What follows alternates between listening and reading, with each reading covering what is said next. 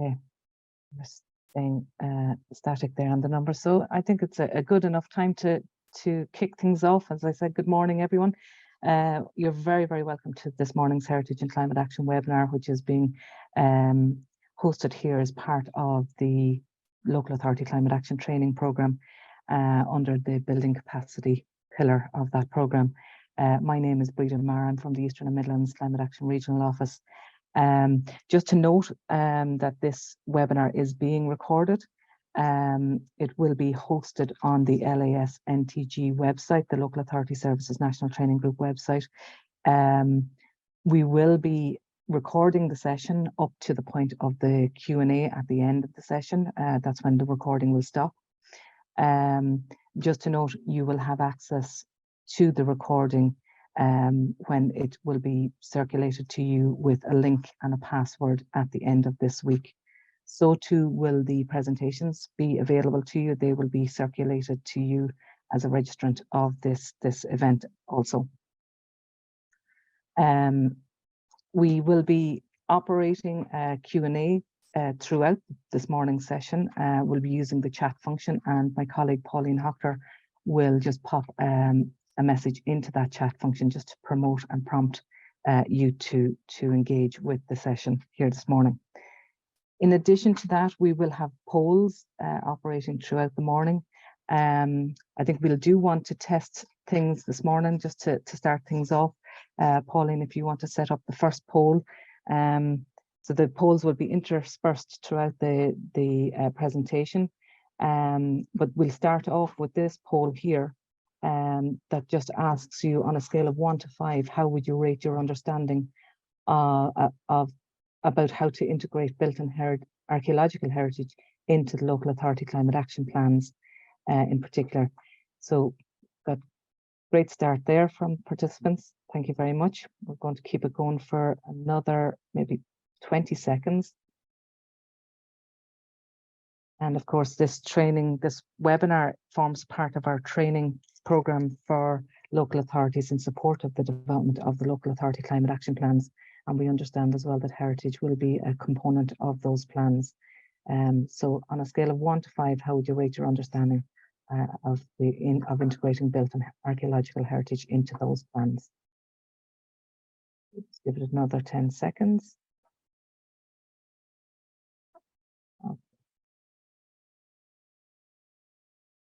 There's a good showing there on moderate understanding of integrating heritage considerations into the LACAPs, good understanding, but quite a few then with very little understanding. So we'd hope today that this webinar provides a bit of information and gives you a little bit more confidence about what to do to integrate those considerations. So I'll go stop sharing that. So that's how the polls will be presented throughout the morning, and our speaker today, Kathy, will talk you through what is needed to be done there. I'm just going to introduce the chair for the morning. Jackie Donnelly is online with us. Jackie is the Senior Architect with the Built Heritage Policy Division of the Department of Housing, Local Government and Heritage. Jackie, you're very, very welcome here this morning, and thank you very much for chairing this session. Looking after the Q&A side of things as well, and you're going to introduce our speaker for this morning as well, Kathy. So over to you, Jackie. Thanks very much. Thank you very much, Breda. And I'd first of all like to thank Breda, Pauline and all their colleagues for all their help and assistance in preparing for today. So hello and welcome to this webinar on heritage and climate action. Our climate change sectoral adaptation plan for built and archaeological heritage was published in 2019 as part of the National Adaptation Framework. And it recognised the crucial role that the local authorities play in protecting our heritage, and the inclusion of heritage-related actions in the new local authority climate action plans will be key. We're very grateful for the support we've had to date from the local authority representatives on our climate change advisory group and the working groups we established for the implementation of our action plan. And we're looking forward to continuing this work together, because local authorities have a vital role to play in protecting heritage as planning authorities and through your many other roles and functions. But in addition, we shouldn't forget that the local authorities are also the owners and guardians of many historic buildings, archaeological sites, parks and gardens of cultural heritage significance. Now, while this webinar focuses on climate change adaptation, we must remember that our historic buildings and monuments also have a role to play in mitigation. And shortly, we're going to be publishing guidelines on improving energy efficiency in traditional buildings and a report examining the significance of the embodied carbon in our historic built environment. But for now, I'd like to hand over to Dr. Cathy Daly. Cathy was the lead author of our climate change sectoral adaptation plan, and with our colleagues in Carrick Conservation has been assisting us with its implementation. Cathy divides her time between the University of Lincoln in the UK, where she's a senior lecturer in conservation, and with Carrick Conservation in Ireland, where she's a research consultant. And Cathy lives in Wexford, and she's asked me to warn you that she has a dog who may occasionally join in this webinar. So you've been warned. So Cathy, handing over to you now. Thank you. Great, thank you. Thank you, Jackie. And just to reiterate your thanks as well to Breda and Pauline for their wonderful work in helping us put this together. And welcome everybody. Thank you so much for coming. We appreciate that you're all very busy and have at this time a lot of demands on you. So we're really appreciative that you're here today, and hopefully this will be useful for you. And we could see from that initial poll that there's a range of understandings here. So during the Q&A session at the end, hopefully we'll get a rich discussion, and we'd also ask you as we go along, we are quite tight for time, so put any questions that you have in the Q&A and we'll address those at the end, but also feel free, if you have the answer yourself, to pop that in as well in response to your colleagues' questions. Okay, so our first, as you saw from the program, we've got three talks for you.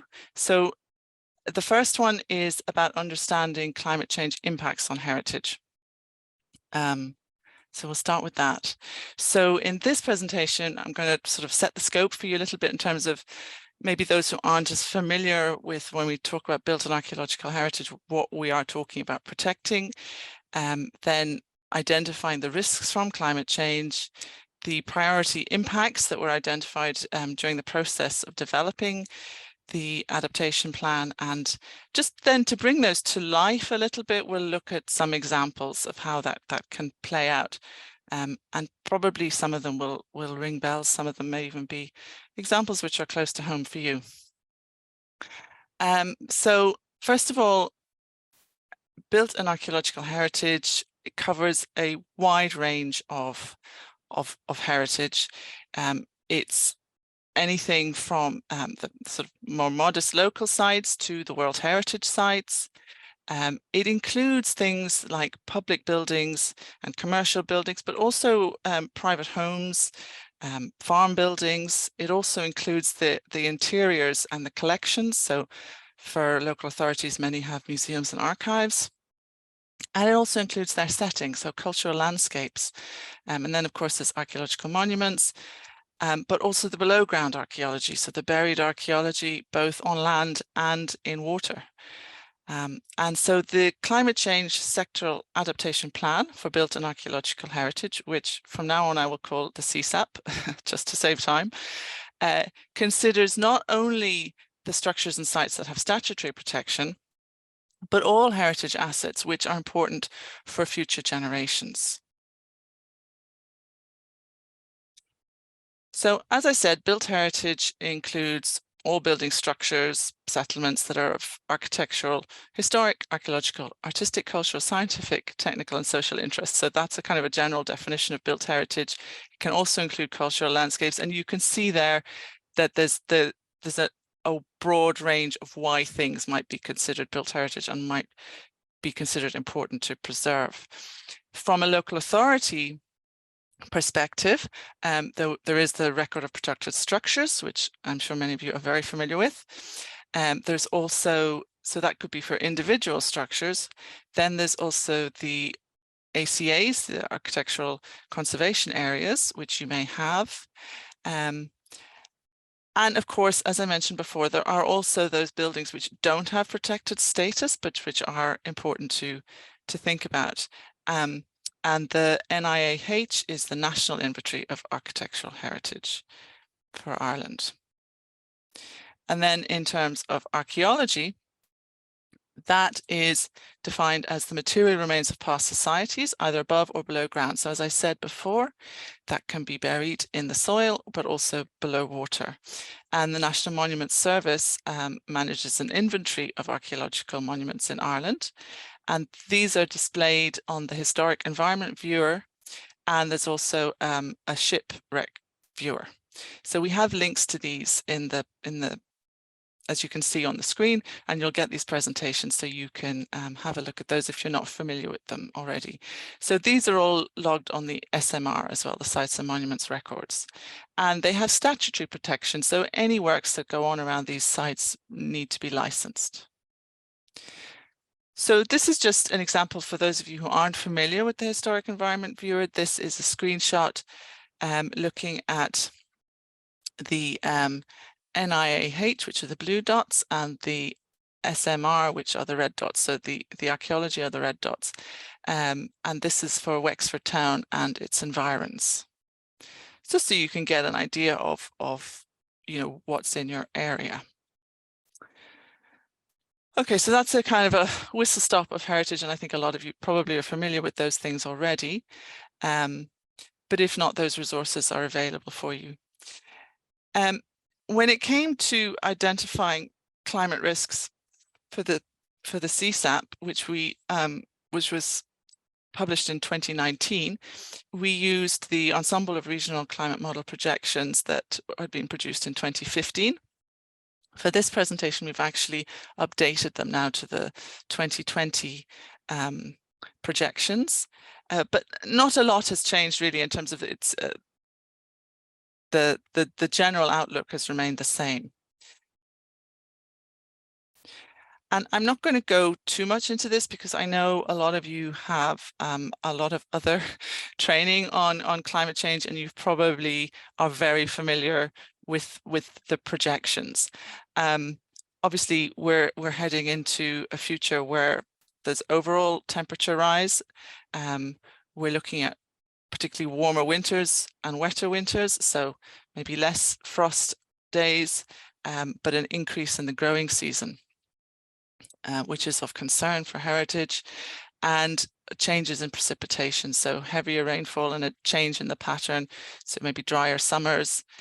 The predictions for storm events are slightly uncertain, but it does seem as if there'll be more storminess, particularly along the Atlantic coast, or at least maybe an increase in the strength of some of the storms. And obviously sea level rise, which is of concern to any coastal counties. So understanding then the projections for future climate change is one thing, and understanding what heritage is and what is important to keep for future generations is the second part of the puzzle. But bringing the two together so that we understand what these changes in the climate mean for that heritage is quite complex. And one way to approach it is to divide the impacts into direct and indirect. So if we look at direct impacts first, these can be, first of all, catastrophic sudden impacts, such as a flood. These tend to be very immediate, very visible, but quite localized in their effect. Then there's the cumulative or slow onset effects. These are due to the sort of long-term changes in the environment, changing patterns of processes that impact on heritage, such as, for example, mold growth or surface weathering, salt damage, these kinds of things. And because they're cumulative and they happen slowly, they're not always as visible. However, they can be much more widespread, so they can affect a lot more heritage. Then there's the indirect effects, and these are the effects related to how people respond to climate change and the knock-on effects. So, for example, with mitigation, retrofitting of buildings to save energy is vital. However, if it's not done sensitively and in a way that understands the way the traditional buildings and materials function, it can be very damaging. Similarly, adaptation, for example, land use changes or flood defenses can all have impacts on heritage where it hasn't been considered in the sort of planning process. So in order to kind of filter through all the very many different permutations and identify priority impacts for Ireland in developing the CSAP, we did a lot of secondary research, obviously, first of all, to see what was happening in other jurisdictions and what the science was saying. But we also undertook stakeholder consultation, and in particular, two workshops were held, one in Dublin and one in Ballinasloe. And this process helped us to refine what we were finding in the literature for the Irish situation. And in the end, we came up with this list of priority impacts, which, as you'll see, covers a number of kind of big ticket items that you'll probably all be thinking about already, you know, flooding, both inland and coastal, which tends to affect all kinds of heritage, storm damage, coastal erosion, soil movement. Also things maybe you haven't thought about before, changing burial preservation conditions for that archaeology that's underground or underwater, pests and mold, and invasive species. Also invasive species, new species, but also an increase in the activity of pests that we already have. Fires and wildfires, this is a new issue for Ireland, perhaps. I mean, not entirely new, but certainly it hasn't been a major issue to date, but it is one that could definitely become more frequent. And because it's not one that we've dealt a lot with, there was a feeling that we weren't perhaps as well prepared for this particular impact, which could make us more vulnerable to it. And then maladaptation, and that covers those indirect impacts due to, you know, changes that humans make, which could have negative, unforeseen negative effects on heritage.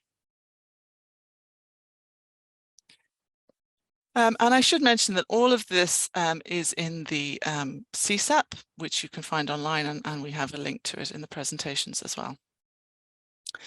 So if we look then in a little bit more detail at some of those impacts and maybe give some examples as well, which will help to bring them to life, and feel free to add your own examples in the chat as well if you have any. So coastal heritage includes both land-based sites, but also intertidal sites such as, for example, quays, you know, maritime infrastructure, and underwater or submerged sites such as shipwrecks.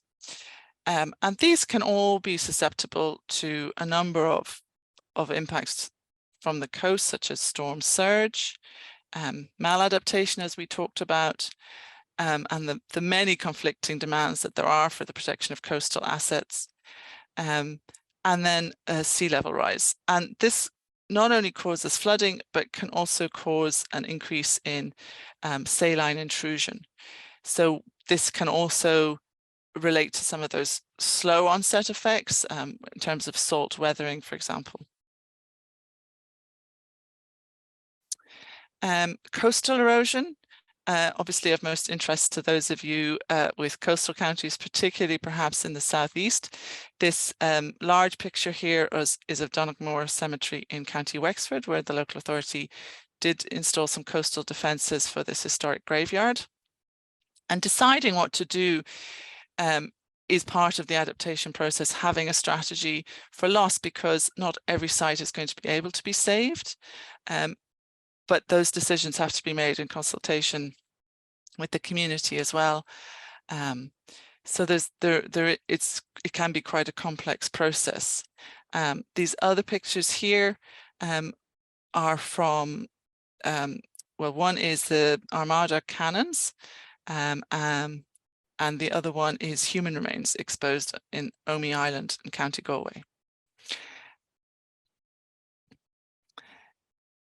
Inland flooding then, so the damage to cultural heritage from a flood event occurs first off during the flood event itself. As you'd imagine, you can see the picture of the bridge there where it's been physically damaged. So damage to the structural fabric. Also, when we're talking about buildings which have interiors, the collections, the furnishings, the decorative surfaces can all be damaged. But then in the post-flood drying out period, there can also be damage in terms of mold growth, distortion, for example, of wood paneling, things like that. And lastly, quite a lot of damage to heritage actually happens in the post-flood renovation phase, where the value of the heritage materials and the fabric and the structures are not fully understood. A lot of things that could be saved and preserved actually get thrown away, if you like. So the example of the bridge here, this is in County Donegal, was given to us by a stakeholder at one of our workshops as a good example where the engineer was familiar with the heritage values of this bridge, and so was very careful to involve heritage specialists from the council within deciding how to restore it, rather than just, for example, deciding it was too badly damaged and we must put in a new concrete bridge. So really it's about understanding heritage values when these decisions are being made.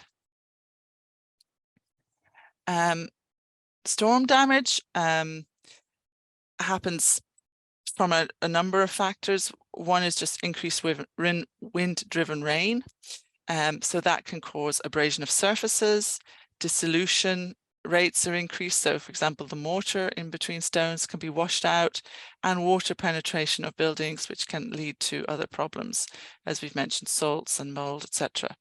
And then structural damage, so collapse of buildings, and that can be worsened when there's a lot of vegetation growth, which is another issue due to the increasing temperatures and milder winters. And the vegetation becomes very heavy and helps to sort of pull down the building, as you can see in this example. Now, we're not suggesting that everybody be pulling ivy off the buildings, but it's about controlling vegetation rather. And then, of course, we mentioned cultural landscapes. So things like loss of historic trees are also an issue, and there can be knock-on impacts, obviously, if those are near monuments or buildings. Maladaptation then, I touched on already, and this is when adaptation policy, or for that matter mitigation policy, has an unforeseen negative consequence, which may include actually increasing greenhouse gas emissions, but also vulnerability to climate change, or in the case of the example here, diminished welfare. And that can be due to a lack of awareness of individual heritage values, but also of the way that heritage and traditional materials work. So this example is from Preston in the UK. It's a Victorian brick terrace, which the local authority there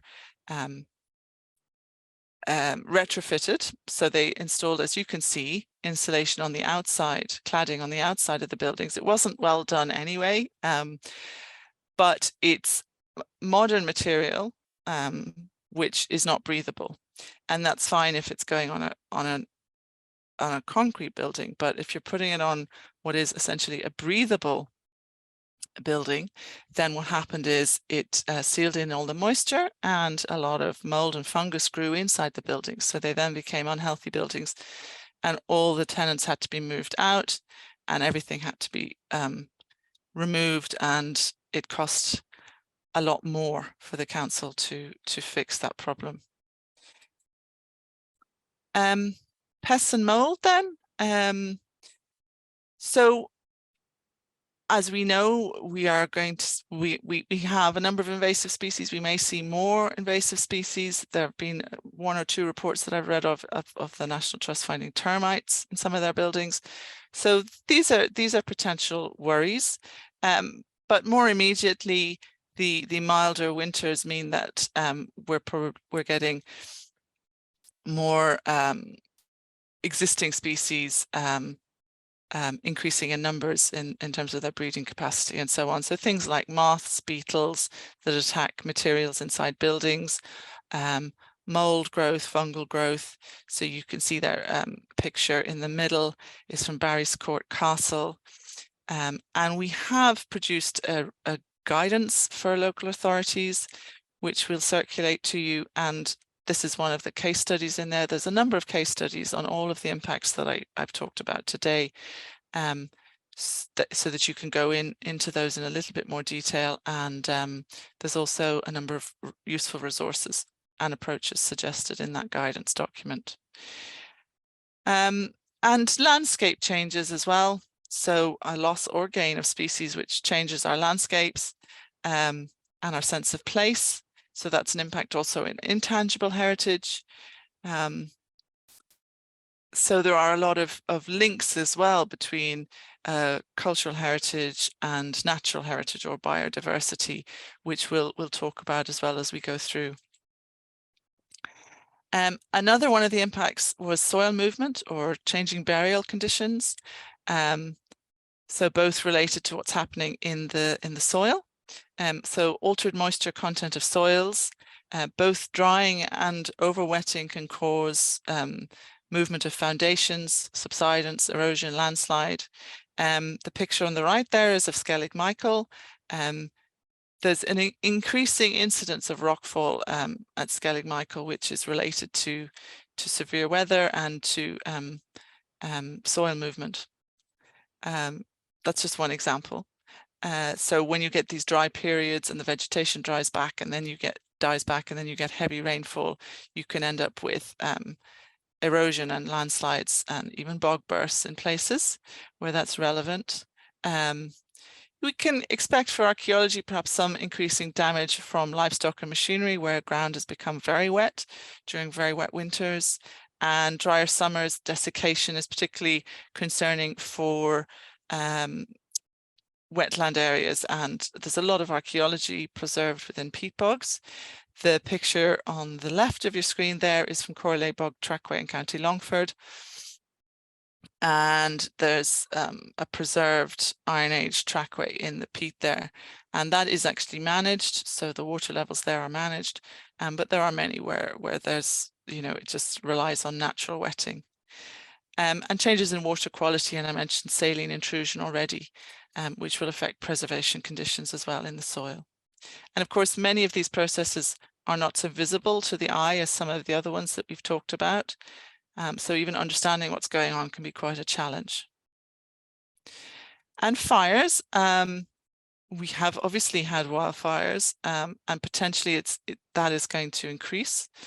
And the damage again with fires, a bit like flooding, the damage happens not just during the fire itself, but also afterwards, because all the vegetation has been burnt off. You can then get erosion if rainfall happens. It can also expose unknown heritage, so that's something to look out for. And there's a number of different kinds of fire-sensitive landscapes. But one thing is that for wildfires, actually, location close to urban conurbations increases the vulnerability, because a lot of wildfires are started by humans, either accidentally or deliberately. So that increases the risk where those types of sensitive landscapes are close to urban centres. And this is an example from that guidance that I mentioned to you.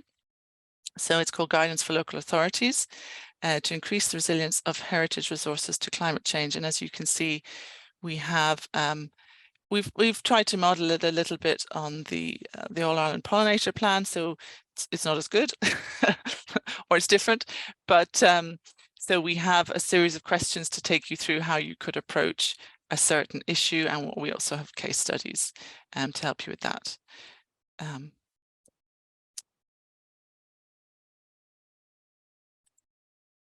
Okay, and then we've got a number of resources, which I've talked about here, and links so that you can find them. So these are all on the on the PowerPoints, which will be circulated to you. And so at this point then, I'd just like to ask Pauline if you would like to run the second poll.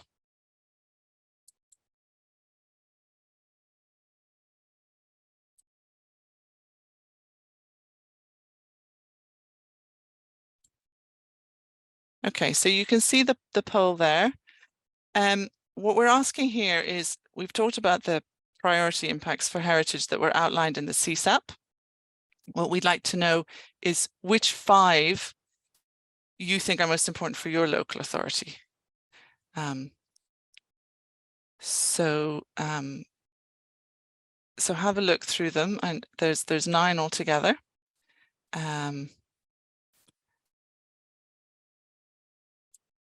And I know a lot of local authorities have already done climate risk assessments.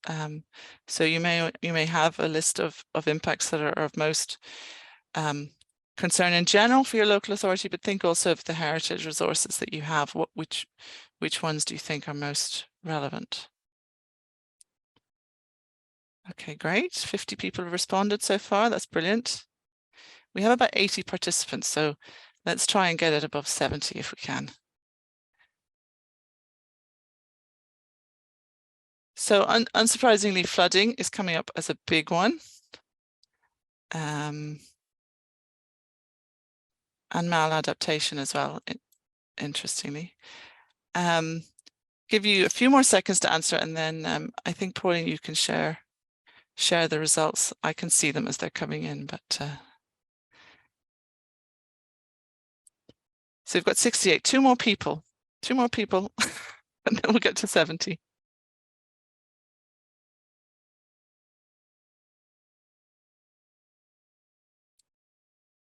Okay. All right. I think that looks like that's it. Okay.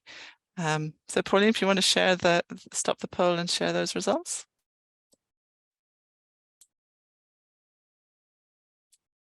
Results are sharing there now, Kathy.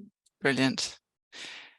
So yeah, so it looks like maladaptation is very high on the concern, along with flooding, storm damage, and pests and mold, actually, which is interesting because that is one of those slow onset events that aren't as visible. Okay, so are we good to go to the next presentation, or is there anything in the chat that we should address? Great to see people engaging in the chat. I'll move on then, because the sooner we get through the talks, the more time we have for discussion at the end, which is where it gets interesting.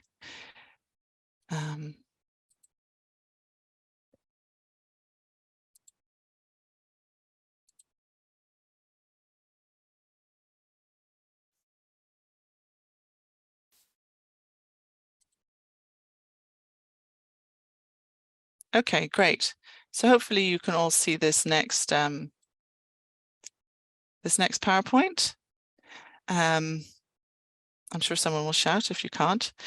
So, okay, so the first lecture that we did was about understanding what heritage is that we're trying to protect, and what the impacts of climate change might be on that heritage.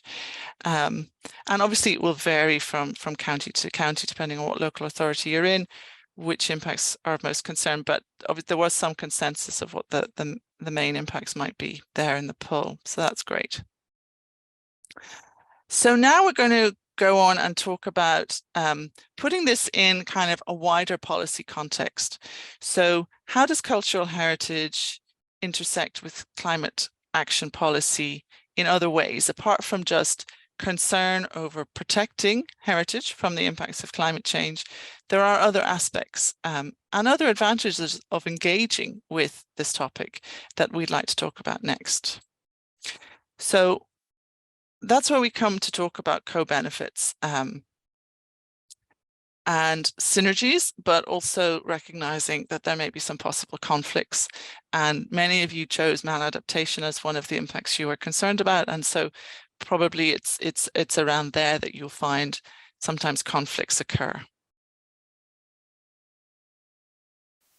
Okay, so just to put it obviously in its very broadest context, the reason that we're all here today is because of the Paris Agreement and efforts that we're all making to try to reduce the worst impacts of climate change by limiting temperature rise. And we need to do that through the mitigation of greenhouse gases. However, there's a certain amount of, no matter how good we are at reducing our emissions, there's a certain amount of climate change baked into the system, if you will. And so we must also adapt. And so there's the global goal on adaptation, which is the process of adjusting to actual or expected climate and its effects in order to moderate or avoid harm and also to exploit the beneficial opportunities. So we're going to try to talk about what we, what those beneficial opportunities might be in terms of cultural heritage and climate action as well. And another point that I want to make is that this training webinar is focused on adaptation and on the climate change sectoral adaptation plan for heritage. However, adaptation and mitigation are two sides of the one coin. And under climate action, they've really been brought much closer together. So we will also be touching on mitigation, although we appreciate that when it comes to developing actions, those will be done separately. But we will touch on it.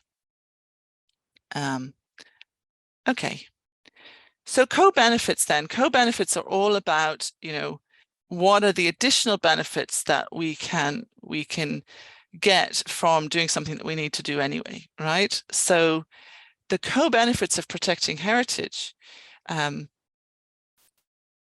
we protect heritage because, in Ireland we have a rich cultural heritage, and it's very important for our sense of identity and our sense of place. So we understand that, but there are other benefits in terms of climate action. And one of those is that local heritage actually is really good at embodying the kind of transformative change and that we might want to move towards. So it embodies a more sustainable way of living, use of local materials, circular economy, traditional skills and place-based ways of engaging with your environment. So there's a lot there that can be capitalized on, and we're not suggesting that people go back to living the way they did in the 17th century, but more that there's skills and knowledge and understanding and a way of looking at the world that we can see when we reflect on our cultural heritage and a way of relating to our environment. And a very practical co-benefit is the fact that the greenest building is the one that already exists, because you're not having to build it. So no matter how energy efficient a new build is, there's a lot of carbon that goes into creating the materials to build that building and transporting them to the site and then erecting them. And it takes a long time to earn that carbon back in the running of a very efficient building. So there's some information on the screen there about the fact that studies have shown that reusing and retrofitting an existing building can result in a 70 to 85% reduction in embodied carbon emissions. And we have at least 16% of private homes that were constructed prior to 1945. So they would be considered traditional buildings made of likely traditional materials, which are more breathable and require a particular approach to their retrofitting. So that's very important that that is taken into account. Not that they can't be retrofitted and made more energy efficient, but that it needs a different approach than is done with modern buildings because of how they were built. Another co-benefit is the fact that cultural heritage has such significance for local communities and also for our visitors, for nationally, internationally as well. And it's linked to our identity, to sense of place and continuity in place. So it's ideal for highlighting climate impacts and communicating those issues to the public. You can see an example on the screen here. This is an image from Lynch na Farga, which was a Creative Ireland funded project that the Carrows were involved in.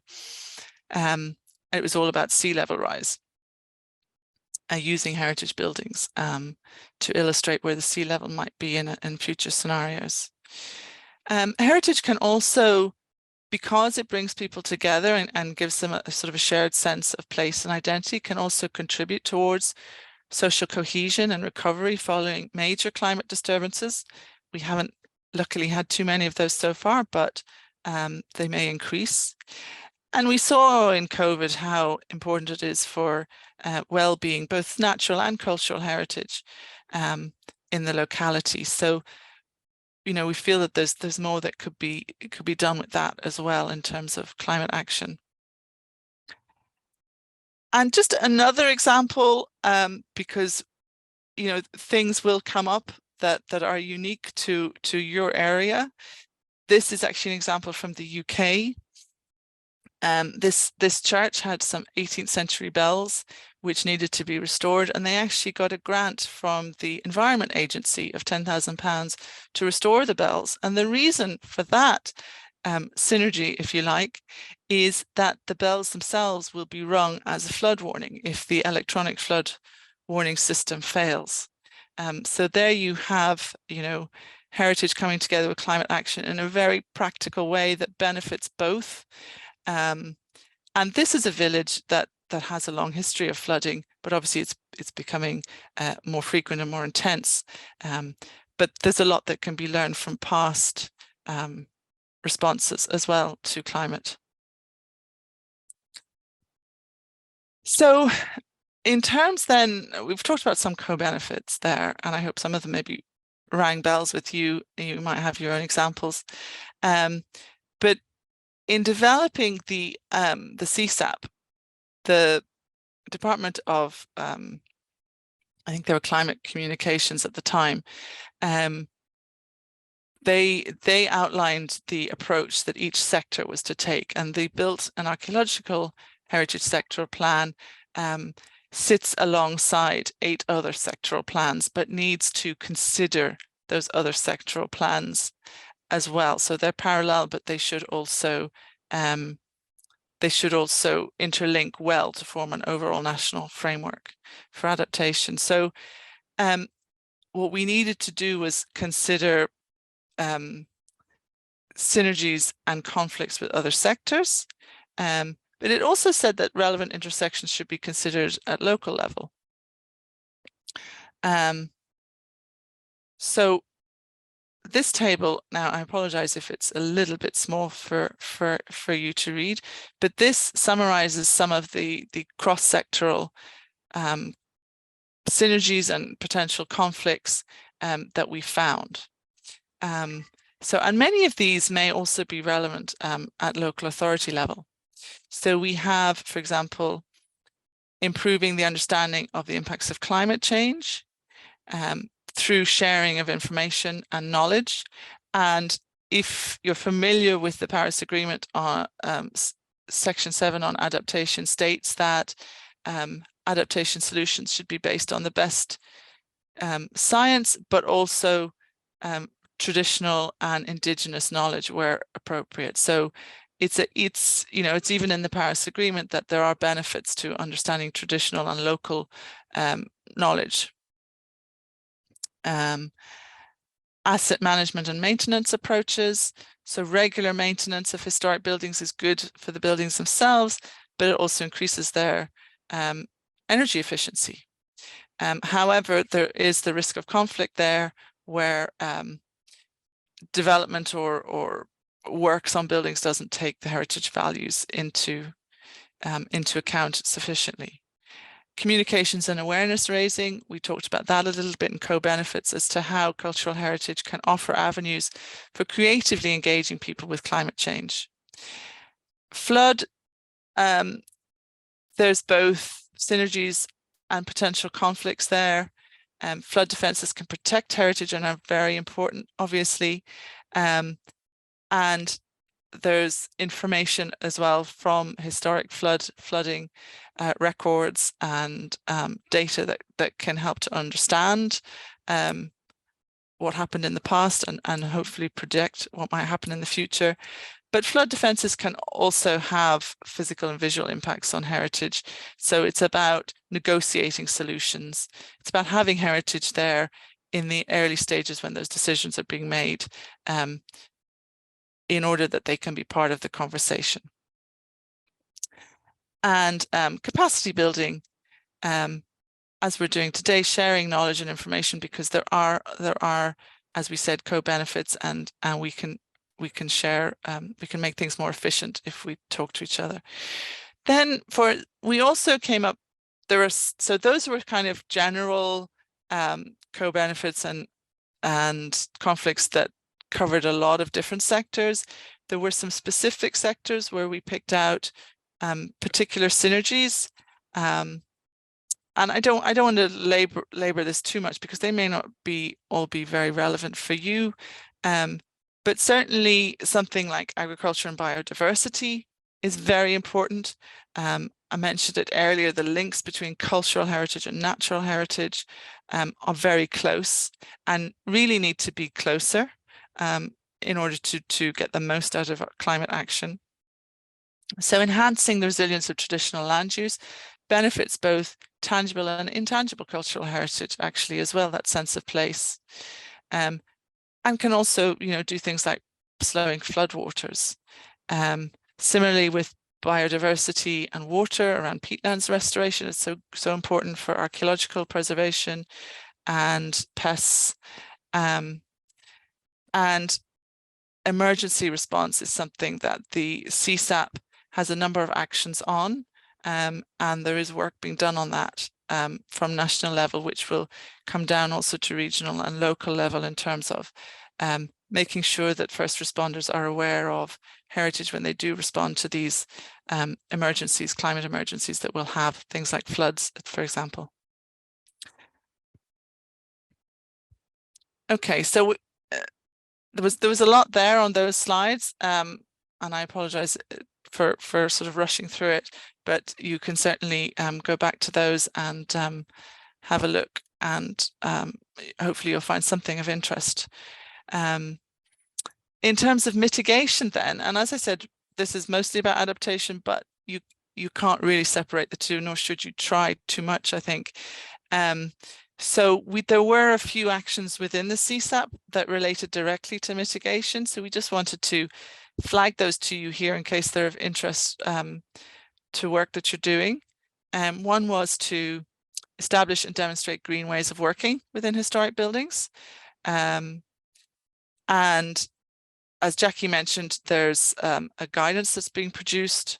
And there is one that exists already. The new one is just an update and a slightly more detailed case studies on retrofitting of traditional buildings, or energy efficiency in traditional buildings, I think is the title. The department are also doing, undertaking at the moment, a life cycle assessment for traditional buildings, and a number of stakeholders have been working on case studies, including the OPW, and we're providing training today, not specifically on mitigation, but that is another action, that there should be training to fill identified skills shortages and gaps, particularly around heritage building skills and technical skills. The Heritage Council have done some of this, as have the Georgian Society, and I think also Wexford County Council are running one at the moment.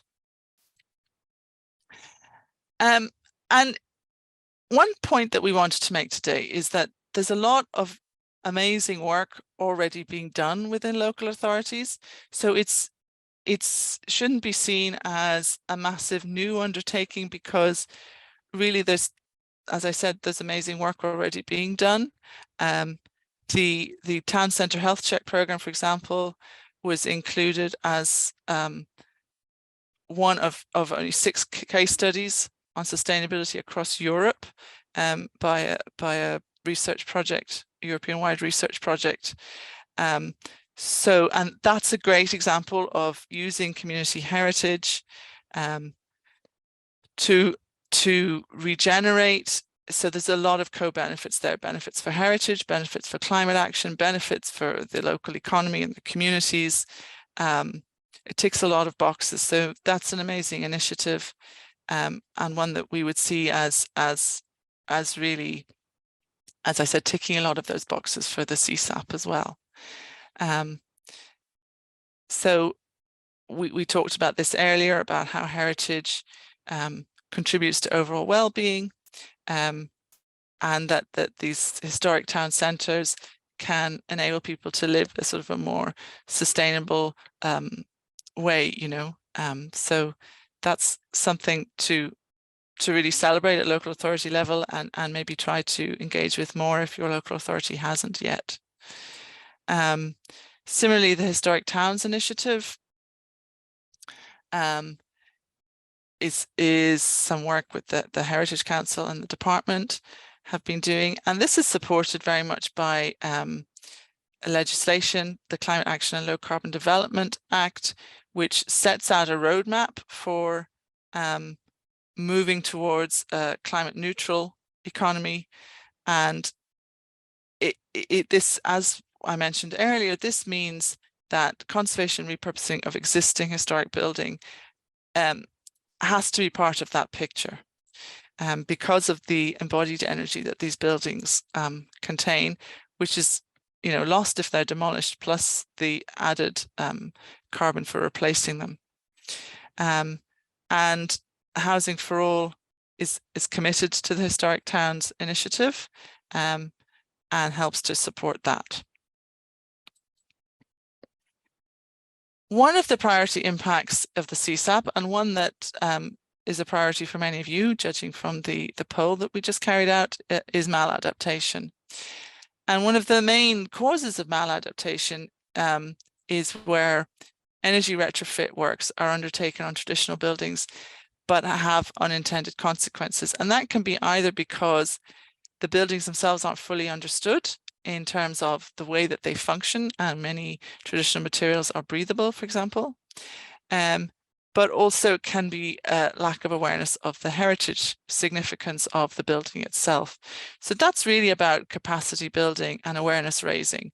And so that's something that, you know, training sessions like this can help to provide you with the materials that you need to spread that message as well, and to ensure that we can reduce maladaptation that way. And it's not that we can't make historic and traditional buildings more energy efficient, it's just that they need a specific approach. And so there are documents out there to help you with this.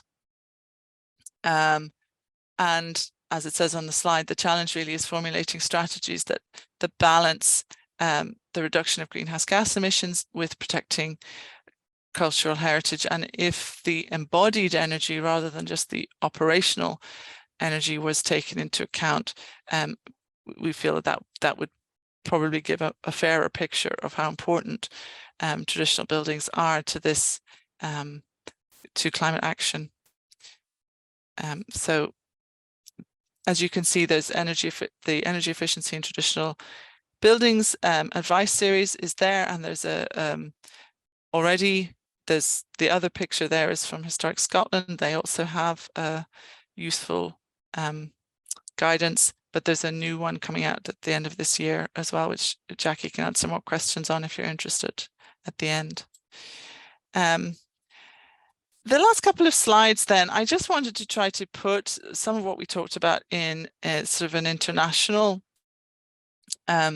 context as well, because Ireland are not alone in, well, obviously the whole world is engaging in climate action, but also in terms of understanding how cultural heritage fits within this picture.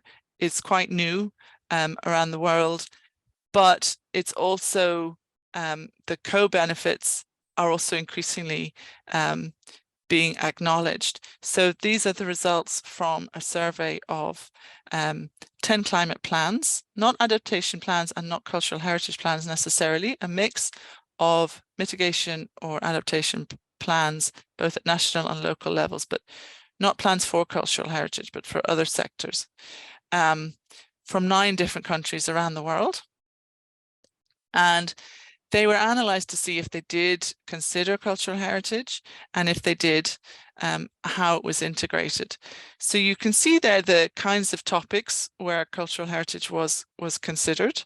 A lot of it was around planning and developing plans and assessing risks, and communication was a big one as well. But also things like waste reduction, and that comes into that idea of circular economy and reusing materials, and justice and equity. And that's important because climate justice is a big part of climate action as well, and that's about involving people and involving local communities and decision making. And heritage is another area where this can be done at a local level, and it's so important that we get that engagement, and that happens really at local authority level in Ireland mainly.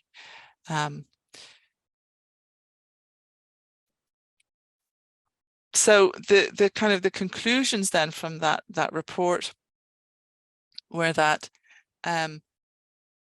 local climate action planning needs to be more explicit in how it includes cultural resources in terms of their spatial contexts and their climate challenges. So many times cultural heritage was mentioned, but it wasn't specified. And then also needs to be more specific about the inclusion of social and cultural values by different groups. So again, it's that idea of involving people and having people-centered approaches to decision-making and understanding heritage values in decision-making. And the report found that the explicit inclusion of cultural heritage could help climate action in terms of social resilience, particularly because it could help to localize global climate goals, because it makes what's happening at a national or international policy level very practical for people when they can see it in relation to something that they know and value in their locality, such as a heritage site. So that's that communication piece. Fostering principles of justice and equity, again, taking care of what matters to people is what climate justice is about, and not leaving anybody out of the conversation. And that can be done through decision-making around heritage sites. That can be part of that process. And reducing technocratic solutions and rooting in community values. So again, that valuing of traditional and local knowledge, and making things, while using science is very important, it's also important to use those other knowledge systems and to acknowledge values. So heritage has benefits for other sectors in that it can give them an entry point at which they can do these things. So a lot of resources here for you to have a look at and to dig into if any of that was of interest. And that just leads us to poll 3 then. So Pauline, if you could run poll 3 for us. Okay, great. So this poll is going to take you a little bit longer to get through. Well, there's 6 questions there, but 6 is other. So what we're asking you to do is that we talked about a number of co-benefits in the session. So which do you think are the most significant for policy development in your local authority? And we're asking you to just choose 3. So if you could just, there's 5 listed there, so just choose 3. But if there's something that's not listed there that you think is relevant, either something I mentioned that I didn't put in this list or something that I didn't mention that you feel needs to be discussed, please pop it in the chat, because we'd love to hear from you as well as to what co-benefits you can see of bringing cultural heritage into climate action policy at local authority level. Okay, thanks very much, Kathy, for that. Just to let you know, we'll let this poll run over a coffee break. We thought it's time for maybe a comfort break, and we'd ask you to be back promptly at 11:20. And where Kathy will then take part or present the final module in the session. Just to say that as an action of the CCSAP, the department is developing hazard and risk assessment at a national level. So we'll be overlaying maps of heritage sites with the maps for predicted flooding, coastal erosion and other priority impacts. But of course, these risks will need to be ground proofed at a local level to assess the potential impacts on the individual heritage assets. And we've been asked to remind you by Helena Bergen in Fingal County Council that the historic environment viewer that Kathy mentioned doesn't currently include the heritage buildings and sites designated by the local authority. So in your area, if you're trying to find the location of protected structures and architectural conservation areas, you'll find them on the local authority development plan maps. And you might also look at a very interesting pilot project that Fingal County Council did, looking at the risk assessment for all the heritage properties in their area. So thank you very much, Kathy. So we'll return at 11:20 and we'll see you then. Thank you very much. Hello, everybody, and welcome back to the third and final module in this session. In the break, I included a link in the chat to the Fingal pilot project I mentioned earlier. But just to be clear, there is an ongoing project in the department to carry out risk assessments to heritage at a national level, which will be provided to the local authorities. But I thought you might be interested in reading the Fingal assessment in the meantime. Kathy, shall I hand over to you? I don't know if we have the results of the poll that was there over the coffee break. Hi, yeah, thanks, Jackie. And thank you everybody for taking part in the poll. So I think it looks like all of those co-benefits are popular, but definitely the most popular is around public engagement and communications. And you may be interested to know that as part of the implementation of the CCSAP, CARIG were commissioned to produce a communication and engagement report. So if you're interested in that, I'm sure the department would be happy to share it with you. And then the second most popular one was avoiding emissions through the reuse of heritage buildings.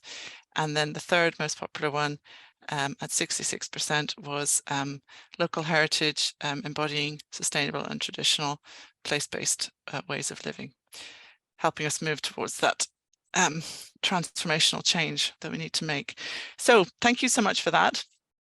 And thank you very much for coming back to us. I hope you had a nice break and you're raring to go for the last bit of this webinar. We don't have long to go now. I'm going to give you one more presentation and then we'll have time for discussion. And we expect that that's going to be the most, well, not the most, a very rewarding part of this session. So we really want to hear from you. We want to hear your questions. And for those people who weren't able to attend the webinar today, we're going to compile all those questions with answers. So we want FAQs. So if it's a question that you think somebody else might be interested in, even if you half know the answer, please pop it in. If it's something that you're often asked, pop it in, because it will be useful not just to you, but to others as well. So please do put your questions in the Q&A function, and we'll have hopefully a lively discussion at the end. Questions on anything that we've talked about so far, but also questions on the topic in general. Okay, so this last session then is getting into the nuts and bolts, because you're all here because you're interested in how you can integrate heritage into the LA CAPs, and particularly because we're talking about the CCSAP, how you can bring that into what you're doing as well. So that's what we're going to talk about next. So we're going to talk about the general kind of policy context very briefly, go into the actions that are within the CCSAP action plan, and in general how those were developed, and then drill down into actions that we think are most relevant for local authorities. Okay. So obviously, you know, the kind of overarching policy here is the Climate Action and Low Carbon Development Act 2021, because that sets out also the provisions for local authority climate action plans and how they should be developed. And it says that each LACAP should be consistent with the most recent approved climate action plan and national adaptation framework, and a local authority shall have regard to, you'll see number B there highlighted, the most recent approved sectoral adaptation plans. So one of the things that local authorities need to consider when they're developing their LACAPs is the sectoral plans. And so that's why we're here today, to try to help you, give you a shortcut into how you can include the heritage climate change adaptation plan in your LACAP. Another sort of a policy, overarching policy, if you like, certainly from the heritage perspective, is Heritage Ireland 2030. So that's the new National Heritage Plan, and it has a very strong focus on climate action, and it includes embedding the delivery of the CCSAP for heritage, both under the Climate Action Plan, but also in terms of collaboration with other government departments and agencies, including local authorities, to implement the relevant actions. So that's another kind of policy driver, if you like, of what we're doing today. And finally, something that's probably very familiar to all of you is the local government strategy on delivering effective climate action. And that strategic goal number 3 under that is all about delivering climate adaptation and climate resilience.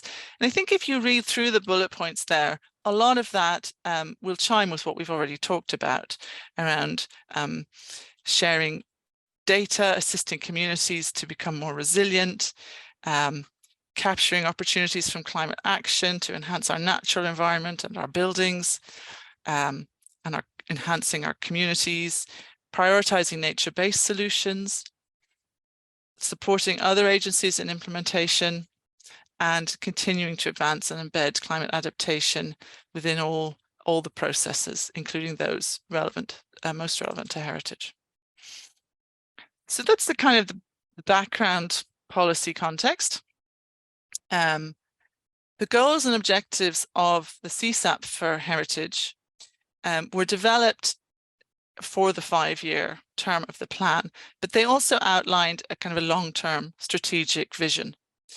And the focus, while the focus was very much on the 9 priority impacts, which we talked about in our first presentation, many of because it's early days in terms of climate change adaptation, many of the measures are around capacity building, knowledge and information generation and sharing. And so those will help to address a wide range of climate change impacts, which is an advantage because obviously with climate change, there are quite a lot of uncertainties involved. So if you look at the CSAP, which you may not want to do, but if you did, you would find that there are 5 goals for built and archaeological heritage. And under these, we have a number of actions, how these goals can be achieved. So objectives and individual actions under each goal. Okay. Now, we're not suggesting that you need to go and look at all of those. But, you know, it would be great if you wanted to. But what we are suggesting is that we can translate some of those actions that are most relevant to local authorities. So we've chosen in consultation with our stakeholder group and with the steering committee for this training development, which included the Heritage Council, the EPA, the Met Éireann, and local authority county managers, CCMA. We sort of came up with 8 actions that we felt were perhaps most relevant to local authorities.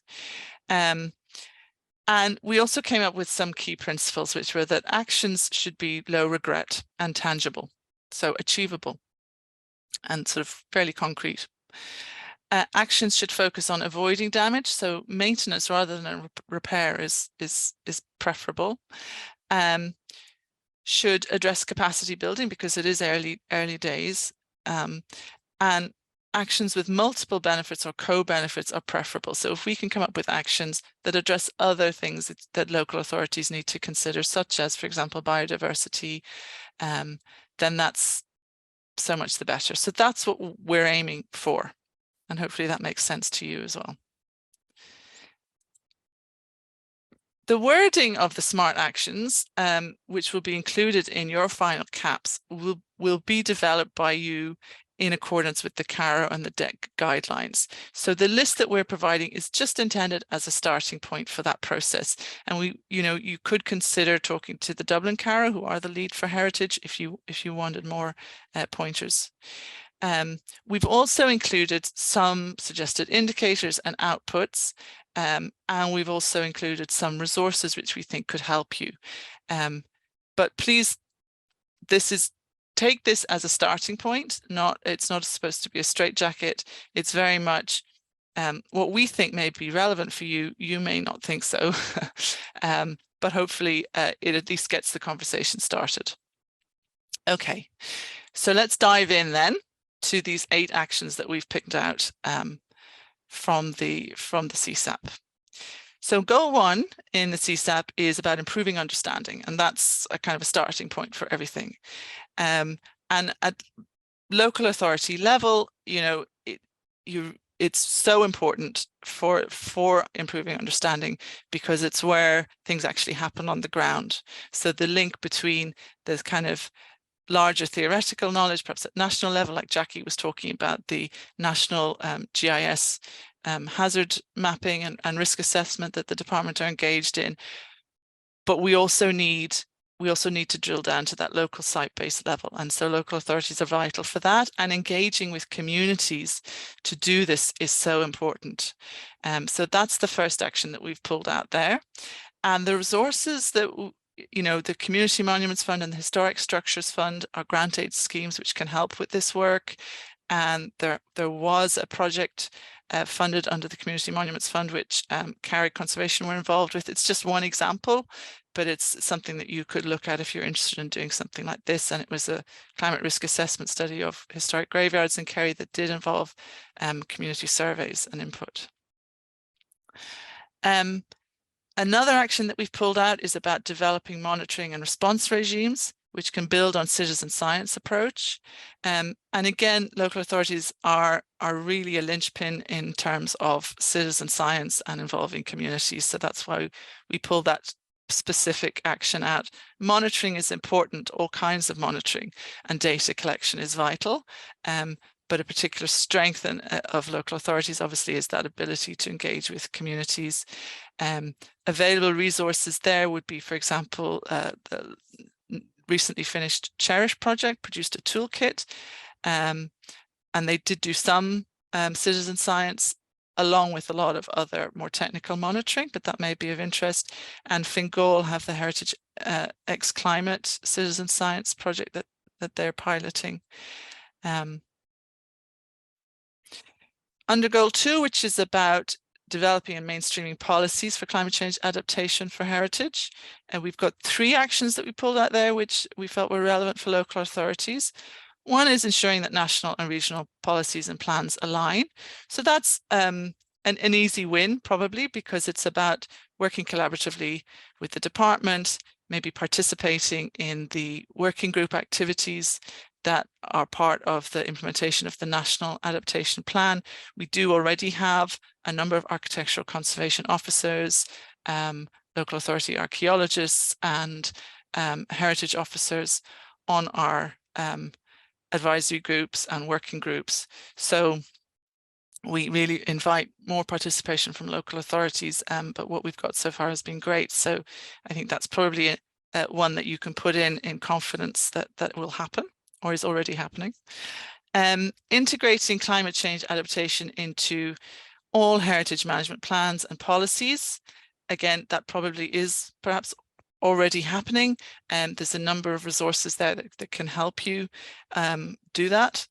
Then ensuring, the last one there is ensuring flexible policies and systems are in place to enable timely and effective response and recovery. So this is about the emergency response, which I touched on in the previous talk, and about building capacity. with first responders at the local authority so that they understand the specific needs of heritage sites and buildings and collections, and capacity building for local authority staff. And that's something that is touched on in the guidance that I mentioned earlier, and there may be more training available on that as well. I think the department are in discussions with the National Emergency Response Network. So there is work being done on that, but if you're interested in more, then you know, you could join the working group that's dealing with that.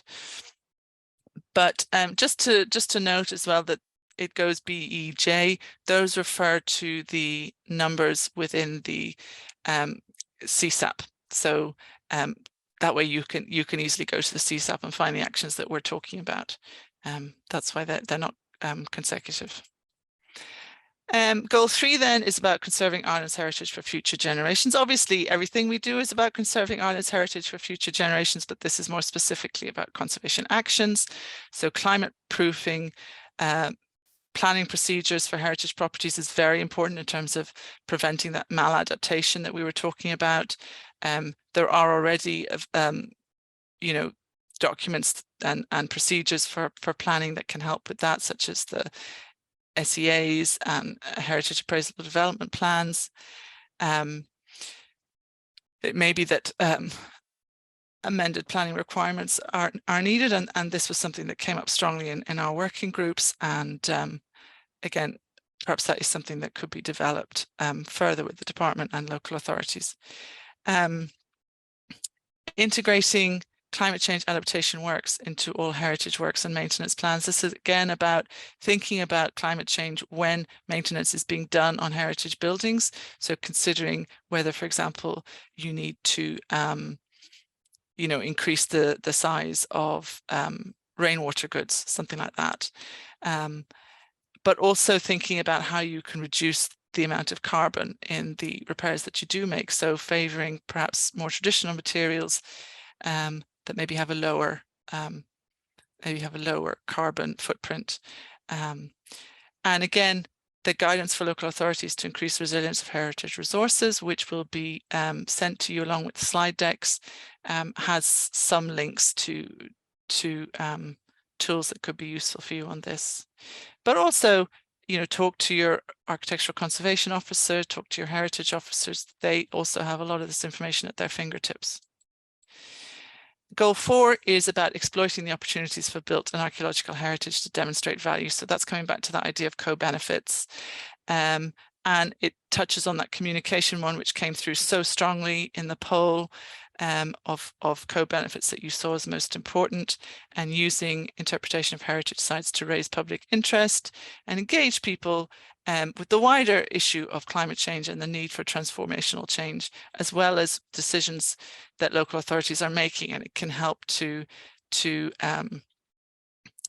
communicate those decisions in a way that is less it can ease some of those conflicts, maybe can be used to mediate with the public. And one resource which I mentioned, which was recently produced as part of the CCSAP, is the Communications and Engagement Report, which looked at the potential for communication and the appetite for this within the public, and there definitely is an appetite for more communication on this issue. So I think the Heritage Council in particular will be doing more on this. Okay, so I rushed through those. I didn't look too much at the indicators. You can go back and look at them, or the outputs. I think they'll need to be developed by each local authority anyway. And what we gave you was just some ideas. So it's a starting point, which hopefully will make things easier for you. Key principles, which we talked about in the committee, the steering group for the training, were that we should emphasize that approaches need to be values-based. So what's important about the heritage? What are we trying to preserve here? People-centered, because at the end of the day, it is all about people and communities. And low regret, so that because there's so much uncertainty around climate change, if we do things which we know will be good no matter how the climate develops, really. So maintenance is such a key issue. Good maintenance will make the heritage more resilient no matter what happens. And no net biodiversity loss is a kind of a fairly new idea, but it's so important because the climate crisis goes hand in hand, of course, with the biodiversity crisis. So we also need to keep an eye on that. And so that also is why we, suggesting, as is in the local authority strategy, to prioritize nature-based solutions where possible. They're not always suitable, but where possible, those should be the first port of call. So a little bit more on nature-based solutions, and we're heritage experts that developed this training, not nature-based solutions experts, but we did have some EPA help on some of these slides. So one of the things that was suggested was identifying where synergies could be made. So for example, green infrastructural solutions such as sustainable urban drainage systems. And these are things like rain gardens or reed beds, other kinds of wetlands, green basins where water can gather when there's a flood. And they can be within cultural landscapes or the boundaries of heritage sites as well, where, for example, maybe underground archaeology is being preserved. So there's synergies there. Then there's also the idea of nature-based or greening approaches to actually conserving heritage through things like, for example, soft capping of walls, control rather than removal of vegetation. In some cases, vegetation will need to be removed, but that should be done by specialists because generally speaking, conservation needs to happen immediately then to replace mortar and that kind of thing. So just controlling things like ivy can still allow nesting spaces for nature.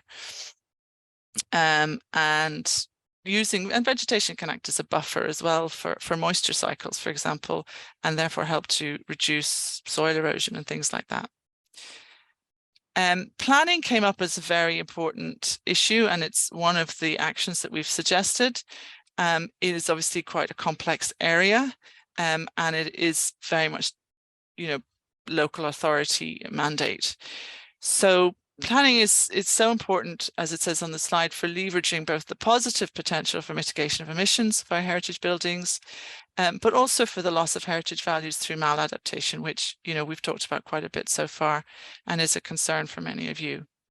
There is a lot of good practice in methodologies such as the strategic environmental assessments and the heritage appraisal development plans. And for those of you who aren't familiar, kind of a more general overview of principles for conserving heritage can be found in the Icamos Borough Charter. And there's links to all of these resources at the end of the slide deck there. Another thing to mention is Places for People. The National Policy in Architecture 2022 has a perspective on the embodied energy of existing buildings, which we wanted to flag to you as well.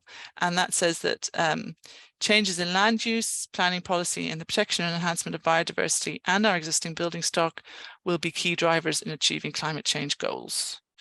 And the prior policy actually did have a concrete suggestion as well on one way that this could be done, which may be of interest to you, which was that local authorities could establish an in-house advisory group to oversee management and maintenance of its architectural heritage building stock. Another key document is the Living Tradition, which is a strategy on enhancing, understanding, minding, and handing on the built vernacular heritage. Vernacular heritage is one of the kinds of heritages that has for a long time been quite overlooked or undervalued potentially, but this strategy aims to sort of reverse that, and it has 3 themes. The first one looks at the causes of abandonment of vernacular buildings, and it links back to a little bit of what we talked about in the previous presentation, the Town Centre First initiative, for example, the potential for rehabilitating these buildings, looking at the sustainability of these buildings, and then the third theme presents models for refurbishing or extending vernacular houses. So this strategy could be really relevant in terms of the local authorities' developing of actions. So that's it. So as you can see, a number of resources here. Just thanks to the steering committee and all the stakeholders who helped us develop this training, and to Pauline and Breda and colleagues in Carrick, and also of course Jackie and her colleagues in the department.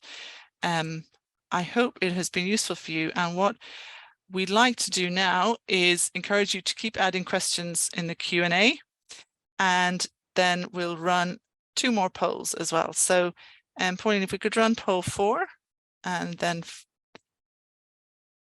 okay, thank you. So this poll is to see how you feel about those actions that we pulled out. So which of these do you think you might incorporate into your LA CAP? So there's 8 actions. You might think you're going to incorporate them all. So you could answer number 1. Or else there might be some that you don't think would be suitable. So please give us an idea of which ones you feel are most useful to you. And once you've answered that, could you also put a question in the Q&A for the discussion, because we've got 15 minutes for Q&A. So we'd really like to hear from you.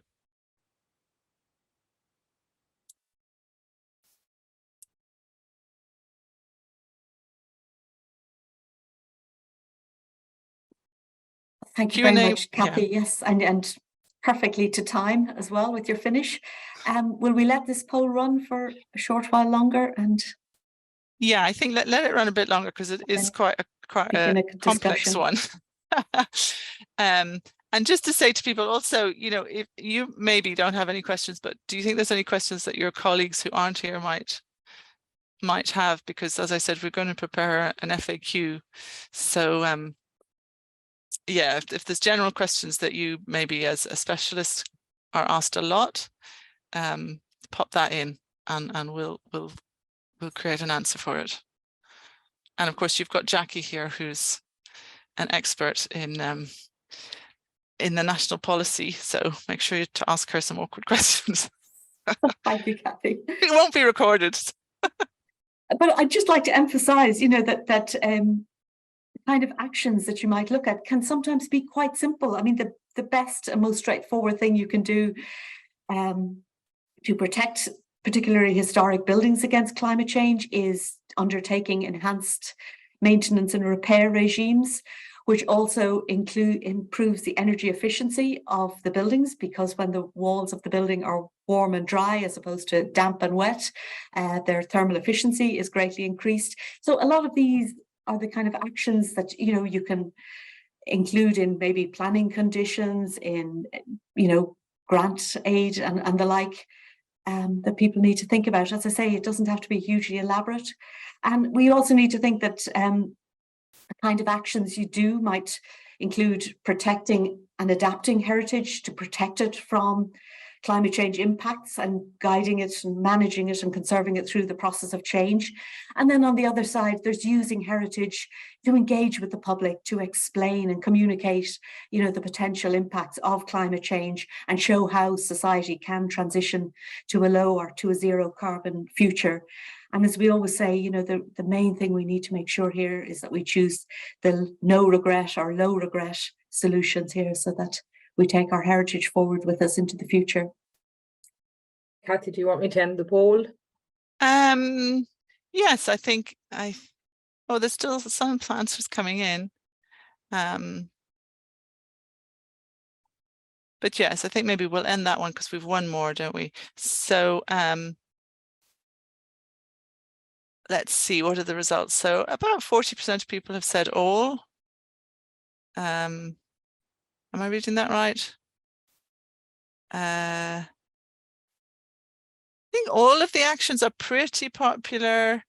Probably the most popular one seems to be number 5, which is integrating climate adaptation into all heritage management plans and policies as these are developed and revised. But yes, climate proofing planning procedures, maintenance and heritage works and engagement with communities are all seem to be popular as well. Okay, so yes, can we have the last poll then?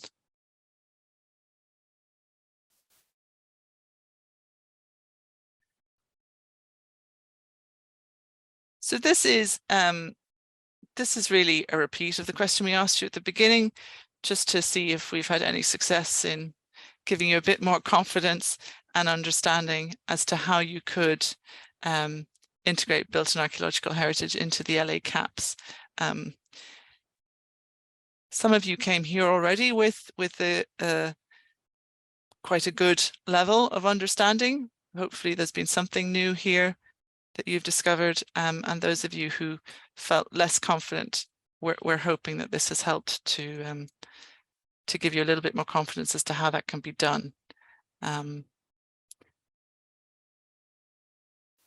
The slide decks with all the links to all the resources that I talked about will be circulated by Pauline, as will that guidance, the resilience guidance that I mentioned. So that has some more detailed case studies, as well as links to other resources and approaches that you could take a little bit more practical.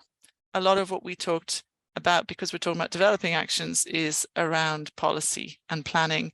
But the guidance actually is a little bit more practical in terms of the links that it gives you. So for example, how to develop a disaster management plan, things like that. So hopefully that will also be useful, and feel free to pass it on to colleagues in the local authority.